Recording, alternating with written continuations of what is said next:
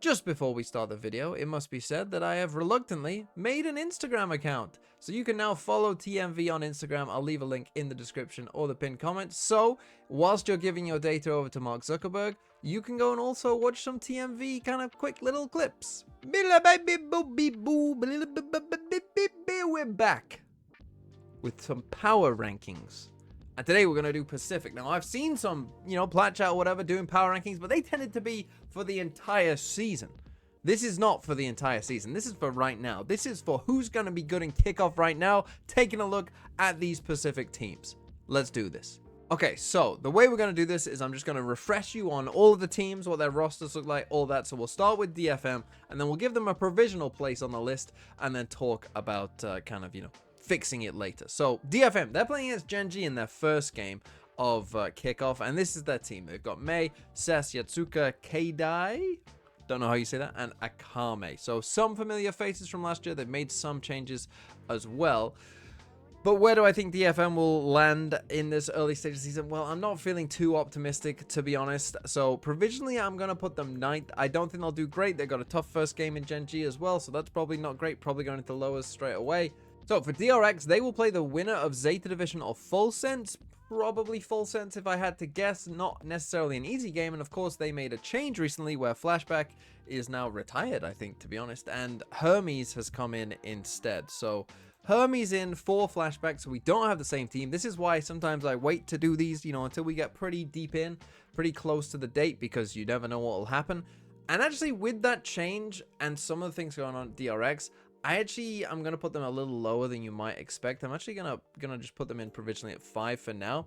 The reason that I'm a little down on DRX, and we'll see where they end up, but the reason I'm a little down on them is because I think that when you look at DRX last year and when DRX were good last year, essentially it was 2 points in the season. It was at the very start of the season during Kickoff, and it was at the very end of the season at Champs, right? That's when DRX were good. And why were they good during those periods, but not as good in the rest of it? Well, I think they were really good at the start of the year because Teo came out and DRX were, I would argue, the best team during Kickoff at using Teo. It was something new, it was something fresh, and they were very good at finding it and abusing it. And then at the end of the season, they were the team that, realized this Waylay Yoru combo could be used to great effect, and they used and abused that before anyone else, right? And when I'm looking at the game as it is right now and the patches and the changes that we've got most recently, I'm not seeing enough that is new or a meta that is, ready to be developed into something new to where I think DRX can take advantage of something, right? Maybe I'm wrong, and I would be so glad if I am wrong. Tell me if you've cooked something up with New Harbor or whatever, then I'll be all for it. I just don't think there is that thing, right? I think we are going to see a lot of double controller with Viper, a lot of double duelist with Yoru plus Waylay or whoever else it might be, and that will be your meta. But that's what the meta was to kind of end the last year as well anyway. So I don't think there's been too much new stuff for DRX to really cook, and so I think they'll end up at Kickoff kind of where they were, during like stage 1 and stage 2 last year. Okay, moving on to Full Sense, whose first game is against Zeta Division. If they win, they will play against DRX. So not too hard as a first game, I don't think. And obviously, this is their team. Cruz, if you missed this, is now their coach. So this is the old Talon team, essentially. Cruz is their coach. They brought in Leviathan, who was already on Full Sense before.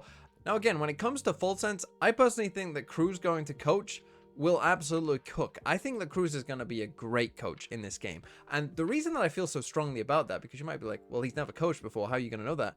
But has he coached before? Because essentially he was the translator last year for this team anyway. And when you are translating something, right, you are taking that information in. You are an active participant in that, right? You have an active role. It's not just going through you like a machine. He is a very integral role in terms of what's going on, and of course he was the IGL for that team anyway, so he was the most important piece in that team last year already. So I think him going to coach is going to be absolutely fine. Obviously it means that there is no kind of language barriers or whatever in the team.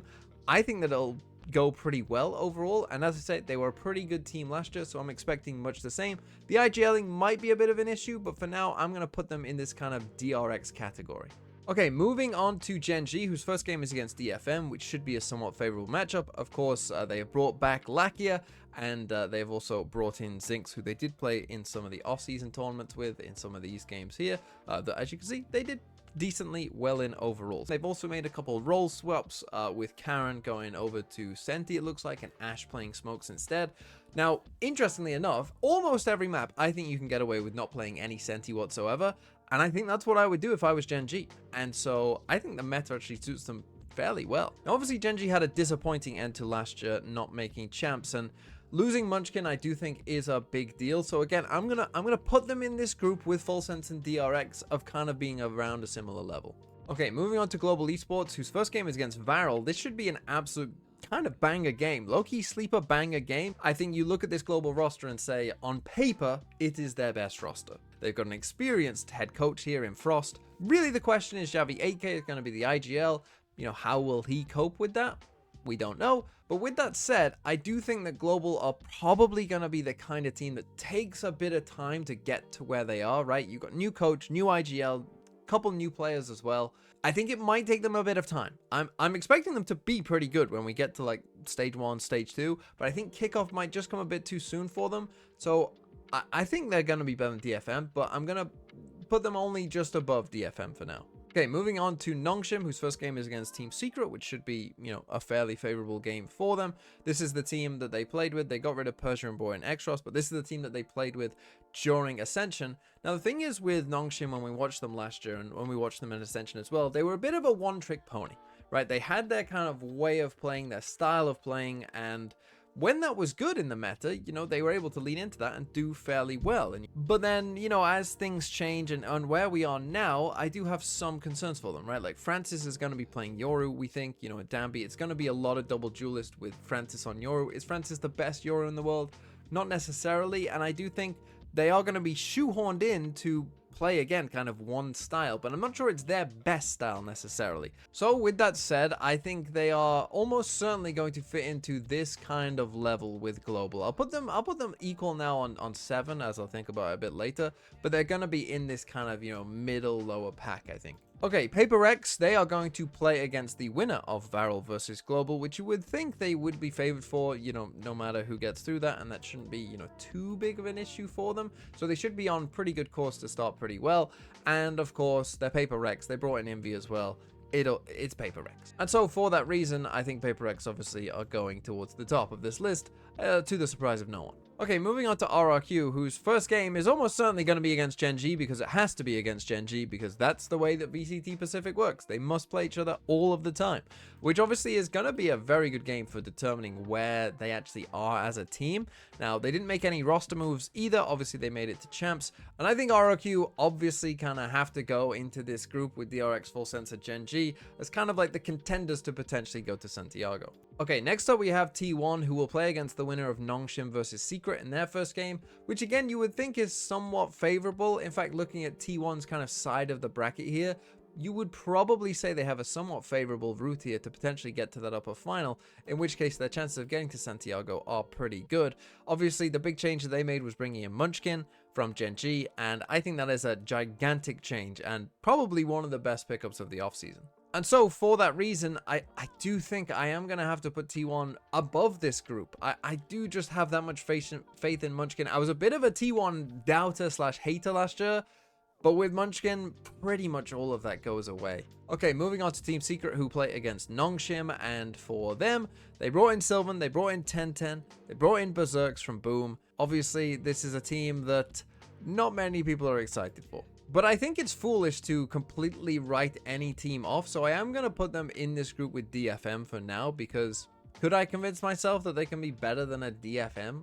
Yeah, of course. Then let's talk about Varrel, who are going to be a pretty difficult team to try and pin down, because they had a very good Ascension. They play against Global in their first game. They just kept the same team that won Ascension. That was a very, very good team. If you didn't watch Pacific Ascension, they are a crazy group of players, like really, really skilled players, but also make some wild decisions, like incredibly aggressive.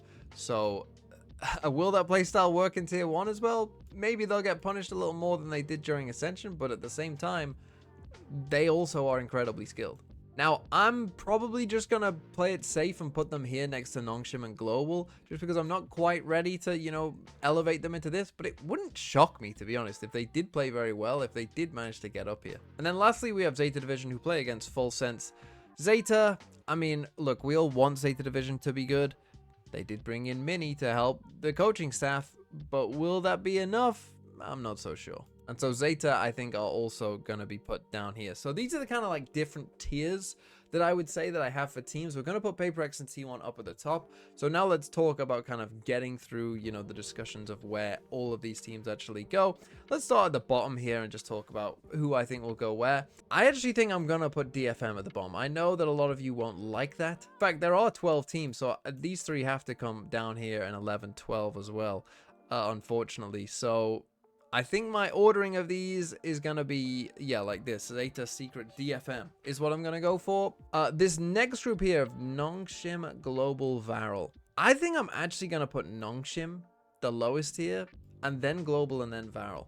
Varrel did finish ahead of Nongshim in Ascension, so there is, you know, reason to believe that that might be the case. And then separating these guys, I think, is really quite tough.